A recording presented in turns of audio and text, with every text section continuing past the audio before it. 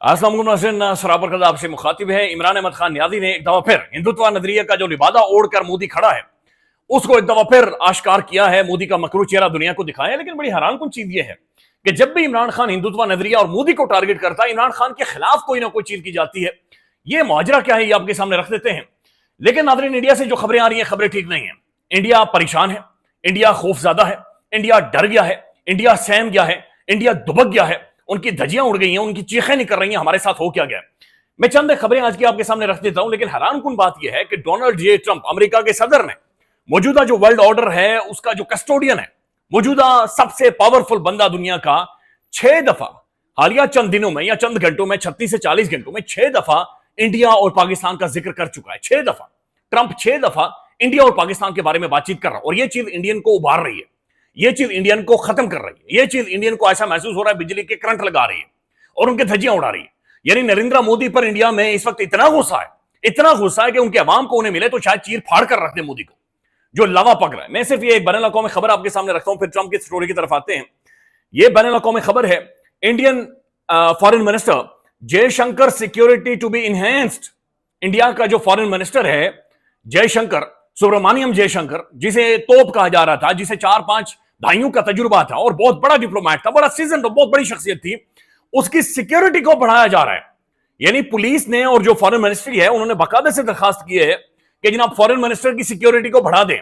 इससे पहले आपको याद होगा कि जो इनकी जो फॉरेन मिनिस्ट्री है, जो मिनिस्ट्री ऑफ एक्सटर्नल अफेयर्स है, उनके जो डिप्लोमेट हैं मिस्री, अब जो डिप्लोमेट मिस्री आकर जो सीज फायर उसने अनाउंस किया तो उसने कहा सीज फायर हो गया है, उसकी बेटी की धज्जियां उड़ाई गई हैं, उसकी बीवी की धज्जियां उड़ाई गई हैं, उसकी अपनी धज्जियां उड़ाई गई हैं और वो बाकायदे से अंडरग्राउंड हो गया है।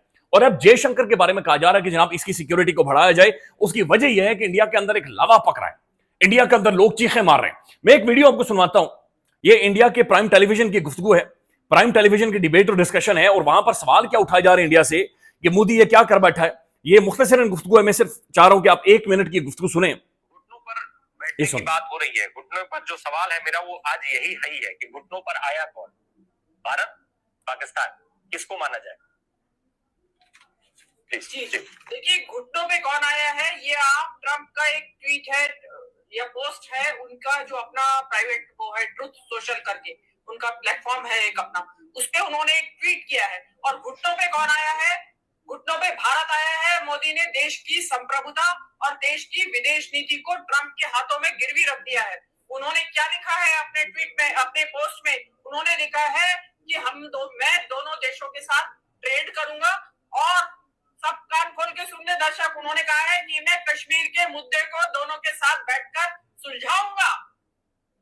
जिस कश्मीर पे आज तक कोई थर्ड पार्टी मीडिएशन की बात नहीं हुई आज तक और ना आने दिया गया, उस पे अब ट्रंप साहब थर्ड पार्टी मीडिएशन करेंगे, बैठ के वो सुलझाएंगे। मोदी जी देश को बताएं कि क्या क्या गिरवी रखा है उन्होंने ट्रंप के पास, कि जो ट्रंप कश्मीर के मुद्दे को सुलझवाएंगे। क्या कश्मीर पाकिस्तान को देने की तैयारी तो नहीं हो रही है? ये इंडिया के प्राइम टेलीविजन की डिबेट है। ये वही मीडिया है जो ऐसे 6 दिन पहले कह रहा था मोदी है तो मुमकिन है, मोदी है तो मोदी ये कर देगा, गौ माता वो कर देगी, फलाना होगा, ढिमकान होगा। और अब वहां पर डिबेट और डिस्कशन ये है कि क्या मोदी सरेंडर कर गया, क्या मोदी कश्मीर गिरवी रख के आया। एक हफ्ता पहले तक आजाद जो कश्मीर था, ओवरऑल आजाद कश्मीर हो या मकबूजा कश्मीर हो, ये इंडिया ने कहा था ये बायलैटरल इशू, और खासतौर पर मकबूजा कश्मीर का तो नाम ही ना ले। मोदी जी ने अपने साथ जोड़ दिया, आज वो दुनिया का सबसे बड़ा इशू बना हुआ है। अब जो ट्रंप बातचीत कर रहा है नाज़रीन, 6 दफा डोनाल्ड ट्रंप बातचीत कर चुका है, और 6ठी दफा जो इसने मिडिल ईस्ट में आकर गुफ्तगू की है, वहां पर ट्रंप बाकायदा से ये कह रहा है कि यार मोदी को डेट पे ले जाओ, मोदी को रोटियां शोटियां खिलाओ, इसे कोई लेकर जाओ किसी अच्छी जगह पर, इसे कोई पानी शानी पिलाओ, कोई सलाद शलाद इसे खिलाओ, ककड़ी खिलाओ, ताकि ये ज़हनी तौर पर ठीक हो। ये लिटरली डोनाल्ड ट्रंप ने कहा है। Trump in Saudi Arabia but he did not forget to talk about India and Pakistan. Donald Trump said maybe we could even get them together a little bit। यानी वो कह रहा है कि मोदी जो हिंदुत्व नजरिए का प्रचार है, जो पाकिस्तान को देखकर उसका खून खोलता है, मैं उसे हाँक कर पाकिस्तान के साथ टेबल पर लेकर आऊंगा। मार्को रूबियो को मुखातिब कर रहा है, where they go out and have a nice dinner together, would not that be nice. वो कह रहा है मार्को रूबियो, जाओ इंडिया और पाकिस्तान में, हम तो सारे बैठने को तैयार है, हम बातचीत करने को तैयार, हम ये समझते हैं इंडिया हमारा पड़ोसी, हम समझते हैं कि ट्रेड होनी चाहिए, हम समझते हैं कि हमें हमें भी हक होना चाहिए ताकि हम बिहार के अंदर, कर्नाटका के अंदर, बठिंडा के अंदर जाकर हम हलवा पूड़ी खाएं, हम भी वहां पर जाकर शुगर शगर लगाएं इनके साथ। ये नहीं हो सकता कि हिंदुत्व नजरिए वाला इस तरह से हमें देखे और अपने आप को थानेदार साबित करे। यानी मोदी ये कह रहा था कि मैं थानेदार हूं, मैं इस खित्ते का अमेरिका हूं, मैं इस खित्ते का इजराइल हूं, मैं जो करूंगा वही होगा और वो नहीं होगा। तो अब ये हो गया है कि डोनाल्ड ट्रंप ना सिर्फ इंडिया और पाकिस्तान को हाइफेनेट कर रहा है, हाइफेनेट यानी आपस में जोड़ रहा है, एक पैरेलल लाइन के अंदर लाकर खड़ा कर रहा है, बल्कि वो ये कह रहे हैं कि मार्को रूबियो जाओ इंडिया और पाकिस्तान में जाओ और मोदी को बैठाओ इनके साथ, इन्हें डेट पर लेकर जाओ, कैंडल लाइट डिनर पर लेकर जाओ, कोई साथ बैठाओ, रोटी छोटी खिलाओ मोदी को ताकि इसे अक्ल आए। तो अंदाजा लगा लें कि जो कश्मीर वाला इशू, जो बैक बर्नर था, पहलगाम जो कि डिस्प्यूटेड टेरिटरी मकबूजा कश्मीर के अंदर है, वहां पर अटैक हुआ। मोदी ने कहा इंडिया पर अटैक हुआ, ट्रंप कह रहे नहीं, ये कश्मीर में अटैक हुआ है, ये कश्मीरियों पर अटैक हुआ है। और दूसरी बात जो ट्रंप और दुनिया ये बात कर रही है, यूनाइटेड नेशन सिक्योरिटी काउंसिल ने भी जो बात की है कि वो एक डिस्प्यूटेड टेरिटरी है, पहले इसका मसला हल करो। तो जो मोदी था वो असल में बुरी तरह से फंस गया है और ट्रंप ये कह रहा है कि नहीं, मैं अब कश्मीर वाले मसले को भी सॉर्ट आउट करूंगा और मैं मसले को हल करूंगा। एक तरफ वो कह रहा है मार्को रूबियो जाओ, इन्हें रोटी छोटी खिलाओ, ये मोदी को बिठाओ, इसकी अकल काम नहीं करती, इसका को गोबर शोबर सर से निकालो ताकि ये बैठे। दूसरी तरफ एक और जगह पर जहाज में बैठे हुए ये ट्रंप की स्टेटमेंट आई है, Donald Trump once again takes credit for brokering a ceasefire between India and Pakistan using trade. Trump कह रहा है कि ट्रेड की वजह से, ये तिजारत है, ये कारोबार है, धमड़ी है, माल है, जिसकी वजह से मैं इन दोनों ममालिक को लेकर आया हूं। ये बात ध्यान में रखें, हमारी ट्रेड है ही नहीं, हम कुछ, हमारी वो ये वाली बात है कि क्या मुंह और वो पता नहीं क्या मसूर की दाल, वो इसी तरह की गुफ्तगू की जाती है। हमारी चंद बिलियन डॉलर्स है, इंडिया की 500 बिलियन डॉलर्स तो खाली अमेरिका इन्वेस्ट करने आया था। इंडिया को वेवर्स दिए जा रहे थे बाकायदा से, जो टैरिफ ट्रंप ने लगाया हुआ था। इंडिया तो एक क्वाड का हिस्सा है जिसे थानेदार बनाया हुआ था और कंटेनमेंट ऑफ चाइना के, जो चाइनीज को रोकना था, चाइनीज को कंट्रोल करना था, क्वाड अलायंस बनाकर जापान, ऑस्ट्रेलिया और अमेरिका खुला माल, धमड़ी, पैसे, तिजारत, ये सारी चीजें इंडिया को प्रोवाइड कर रहे थे। तो ट्रेड तो इंडिया फंस गया था ना। तो ट्रेड यानी इसका मतलब है इंडिया ब्लैकमेल हुआ है। तो वो जो टेलीविजन के ऊपर इंडियन बहस हो रही है कि घुटनों पर कौन आया, वो इंडिया आया है। Narendra Modi is yet to take Donald Trump's name and refute his claim. Trump का अभी तक नाम नहीं ले रहा नरेंद्र मोदी, और आगे पीछे की बातचीत कर रहा है बट इसका नाम नहीं ले रहा। नाज़रीन, एक और खबर आ रही है, इंडिया के अंदर नरेंद्र मोदी के हिंदुत्व नजरिए की गवर्नमेंट ने तुर्की और चाइना के तमाम तर मीडिया चैनल्स को बंद कर दिया। यानी तुर्की और चाइना के जितने मीडिया हाउसेज हैं, अखबारात हैं, खबरें हैं, उन सबको इंडिया के अंदर बाकायदा से इन्होंने एक दफा फिर से बंद कर दिया। लेकिन यहां पर जो सबसे इंटरेस्टिंग और अहम स्टोरी है, ये स्टोरी है जनाब वर्ल्ड बैंक की। वर्ल्ड बैंक क्या कह रहा है, लेकिन उससे पहले जो थंबनेल के ऊपर भी लिखा हुआ है सबसे बड़ी खबर। नाज़रीन, पाकिस्तान और इंडिया के दरमियान ये सिर्फ डॉग फाइट नहीं थी, ये तैयारों की लड़ाई नहीं थी, बल्कि इसकी जो कहानी अब खुलकर सामने आ रही है ये खौफनाक है। ये दुनिया भर की इंटेलिजेंस एजेंसी इसे कंफर्म कर रही है, मैं आपके सामने रख देता हूं। 6 और 7 मई की रात भारत के 3 राफेल समेत 5 जंगी जहाज मारे गए थे।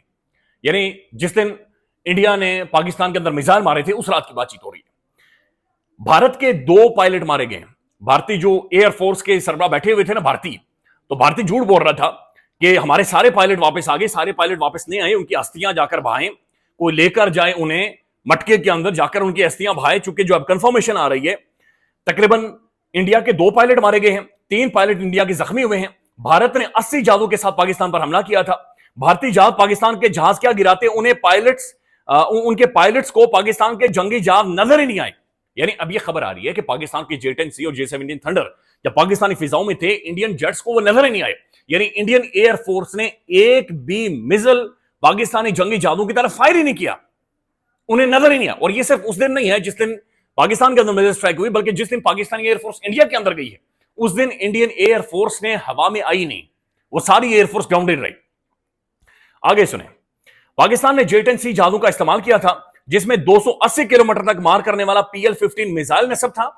और जो सबसे अंदर करके इंडिया के अंदर जहाज मारा गया है, पाकिस्तानी पायलट ने 190 किलोमीटर 190 किलोमीटर से मिसाइल मारे, और जिसमें पाकिस्तान भारत का तैयारा तबाह हुआ है और भारतीय जो पायलट्स हैं वो भी मारे गए हैं। पाकिस्तान ने भारत के जहाजों को अंधा कर दिया था। This was a greatest ever electronic warfare, कि जहां पर ना सिर्फ इंडियन पायलट्स की कम्युनिकेशन पाकिस्तान सुन रहा था, बाकायदा ऑडियो जारी की है, बल्कि अब जो खबरें आ रही है कि इंडियन जो पायलट्स हैं, जहाज हैं, उन्हें अंधा करके रख दिया गया था। वो हवाओं में तैर तो रहे थे, लेकिन उन्हें पता ही नहीं था कि हम कौन से बॉर्डर पर हैं, किधर हैं, हमने किधर स्ट्राइक करना और किधर स्ट्राइक नहीं करना। इमेजिन दैट जो ये फेंटा लगा है और ये जो सेका लगा है। और उसके बाद that's why Trump bar bar push कर रहा है कि नाम ये चीजें इस तरह से नहीं होंगी। अब नाज़रीन, जो खबर है ये बहुत बड़ी खबर है। और ये खबर है, ये सदर आलमी बैंक है, वर्ल्ड बैंक के सदर की स्टेटमेंट आ गई है। और ये सिंतास मुआहदे जो इंडिया कह रहा था पानी बंद करूंगा, इससे पहले तो जो 2 टाइम्स के ऊपर पानी बंद किया था वो पानी खुल गया है। बट नाउ ये जियो न्यूज की खबर है, ये खबर सुन ले आप। बैंक के सदर अजय बंगा ने कहा है कि सिंतास मुआहदा मुअत्तल नहीं किया जा सकता। मुआहदे में मुअत्तली की इजाजत देने की कोई शिक नहीं। मुआहदे को खत्म करने या तब्दीली के लिए पाकिस्तान और भारत दोनों का मुत्तफिक होना जरूरी है।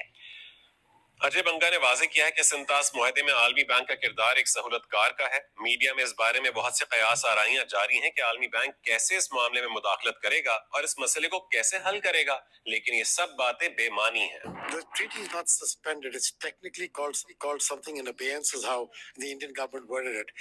There is no provision in the treaty to allow for suspension.